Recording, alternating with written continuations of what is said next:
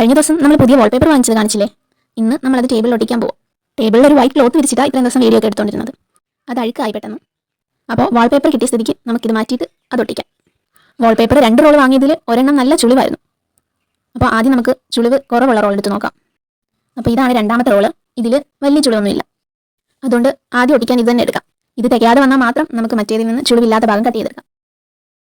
ഇത് ഓപ്പൺ ആക്കുന്ന സമയത്ത് ഇതിലും ചുളിവ് വീണതുപോലെയൊക്കെ തോന്നും കേട്ടോ. പക്ഷേ അത് ഒട്ടിക്കുന്ന സമയത്ത് നമുക്ക് ഓക്കെ ആക്കാവുന്നതേ ഉള്ളൂ.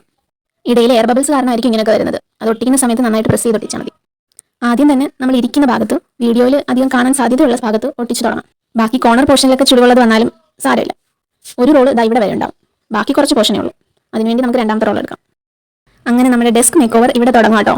ഇതിനുവേണ്ടി ചെയ്യുന്ന ഓരോന്നും പാർട്ടായിട്ട് വീഡിയോ അപ്ലോഡ് ചെയ്യാം. ഇതൊരു സീരീസ് തന്നെ ആയിക്കോട്ടെ. ഒട്ടിക്കുന്ന സമയത്ത് ചുളിവുകളൊക്കെ നിവർന്ന് വരുന്നുണ്ട് കേട്ടോ. ഞാൻ മാക്സിമം എയർ ബബിൾസ് ഒന്നും ഇല്ലാതെ പെർഫെക്റ്റ് ആയിട്ട് വരുത്താൻ ശ്രമിക്കുന്നുണ്ട്. ഫസ്റ്റ് കൈകൊണ്ട് പ്രസ് ചെയ്യുന്നതിനേക്കാൾ ഇങ്ങനെ കാർഡോ എന്തെങ്കിലും വെച്ച് പ്രസ് ചെയ്താൽ നല്ല ഫിനിഷിങ്ങോടെ കിട്ടുന്നുണ്ട്. ഇതാണ് കുറച്ചുകൂടി ഈസി. അങ്ങനെ നമ്മൾ മാക്സിമം വൃത്തിയിൽ അറ്റം വരെ ഒട്ടിച്ചെടുത്തിട്ടുണ്ട്. ആ ഒരു റോളിൻ്റെ ഒരു 3/4% ഉപയോഗിച്ചു.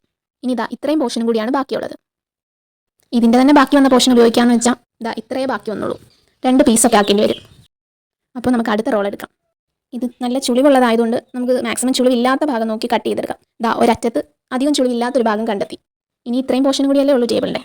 അത് എത്രയാണെന്ന് നമ്മൾ മെഷർ ചെയ്തെടുത്തു. എന്നിട്ട് വാൾപേപ്പറിൽ അടയാളപ്പെടുത്തി. അങ്ങനെ ഇതുപോലൊരു പീസ് കട്ട് ചെയ്തെടുത്തിട്ടുണ്ട്.